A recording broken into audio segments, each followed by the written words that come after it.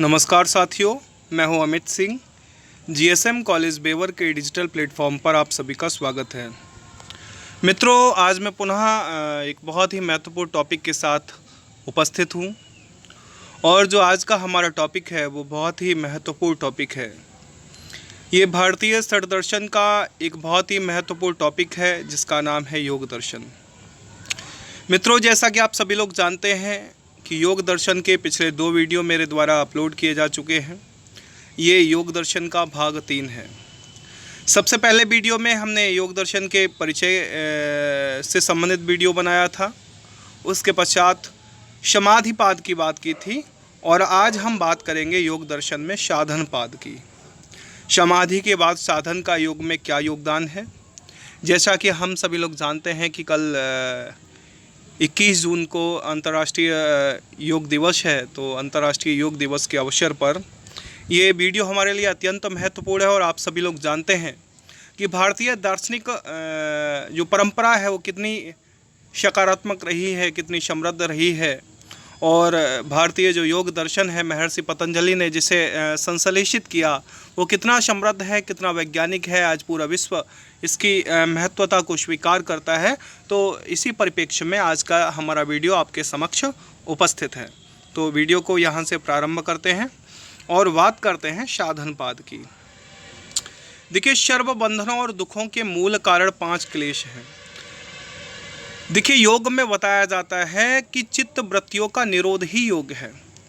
अब चित्त वृत्तियाँ, मन जो हमारा बंधा हुआ है सर्वबंधन में और जो दुखों का मूल कारण है, उसके लिए 5 क्लेश योग दर्शन में वर्णित किए गए हैं। ऐसा बताया गया कि जो हमें बंधनों में बांधे हुए हैं, मोह माया में दुखों का जो मूल कारण है वो 5 क्लेश हैं। और उन 5 क्लेश के नाम अविद्या, अस्मिता, राग, द्वेष, अभिनिवेश। कौन कौन से 5 क्लेश हैं? कई बार परीक्षाओं में पूछे जाते हैं। अविद्या यानी विद्या की हीनता, यानी विद्या की कमी। अस्मिता, राग, द्वेष, अभिनिवेश।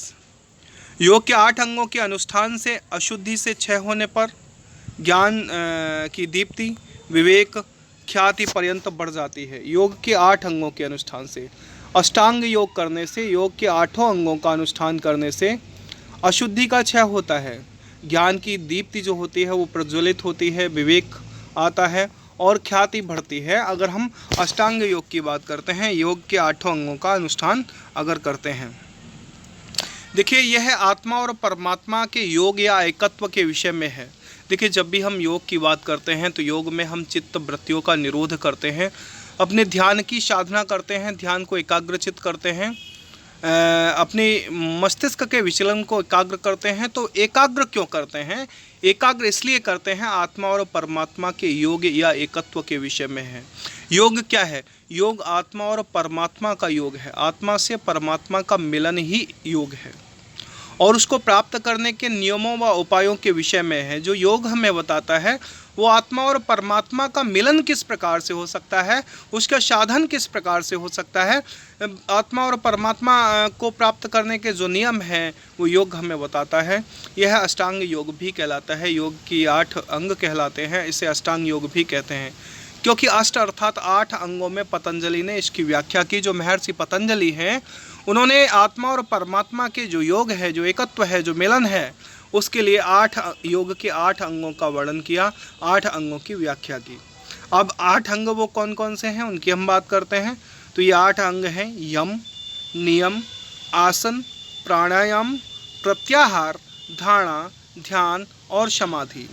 कई बार यूजीसी नेट में ये प्रश्न पूछा जाता है, बीएड में ये प्रश्न पूछा जाता है, कई प्रतियोगी परीक्षाओं में पूछा जाता है कि अष्टांग योग क्या है, योग के 8 अंग कौन कौन से हैं। तो योग के 8 नियम हैं: यम, नियम, आसन, प्राणायाम, प्रत्याहार, धारणा, ध्यान और समाधि।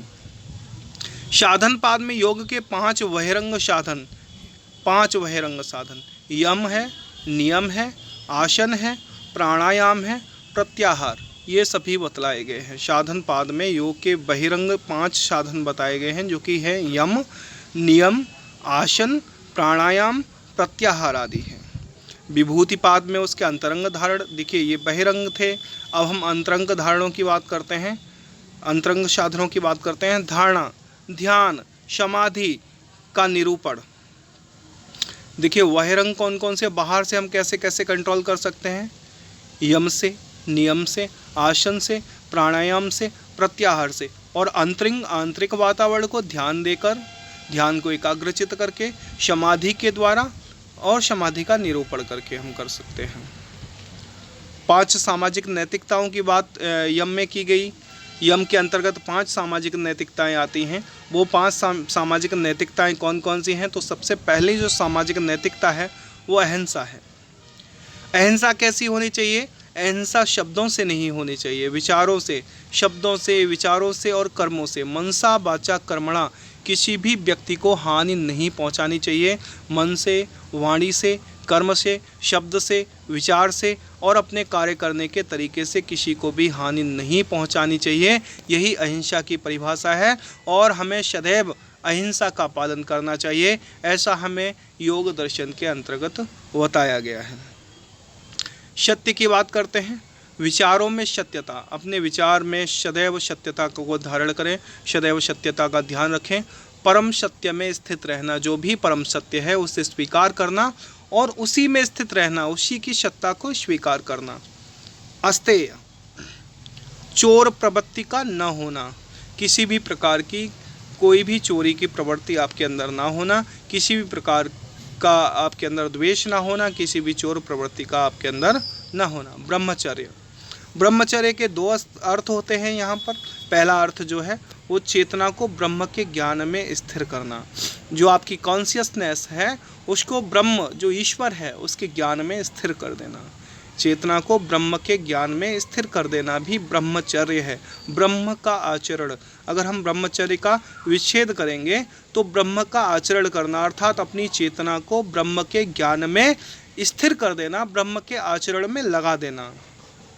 और दूसरा अर्थ जिसे हम भौतिकवादी अर्थ कहते हैं, सभी इंद्रिय जनित सुखों में संयम बरतना।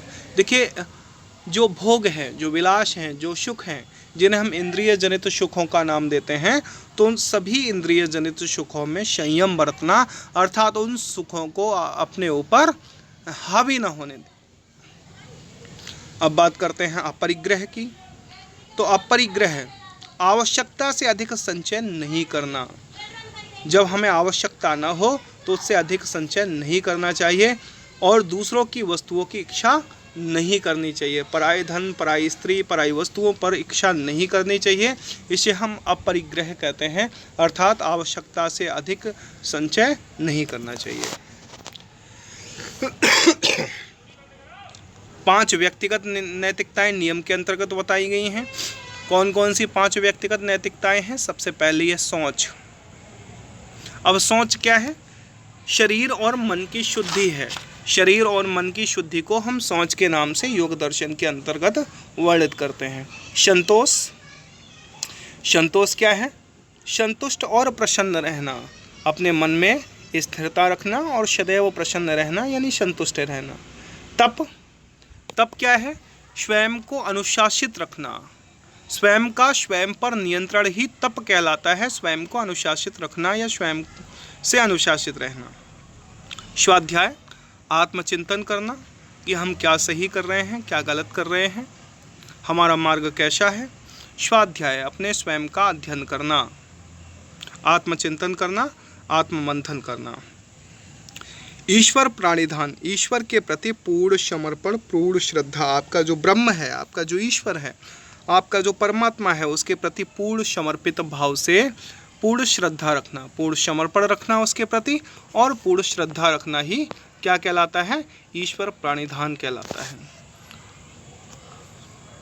इसके बाद आसन, योगासनों द्वारा शारीरिक नियंत्रण, योग आसन करते हुए अपने शरीर को निरोग रखना, शरीर का नियंत्रण करना। प्राणायाम, श्वास लेने संबंधी खास तकनीकों द्वारा प्राण पर नियंत्रण, यानी जो प्राण वायु हम ऑक्सीजन लेते हैं तो श्वास लेने संबंधी जो खास तकनीक हैं उनके द्वारा आप अपनी प्राणवायु पर यानी प्राण पर नियंत्रण रखते हैं। प्रत्याहार, इंद्रियों को अंतर्मुखी करना अर्थात इंद्रियों को आपके स्वयं के स्वरूप को पहचानने के लिए अग्रसर करना।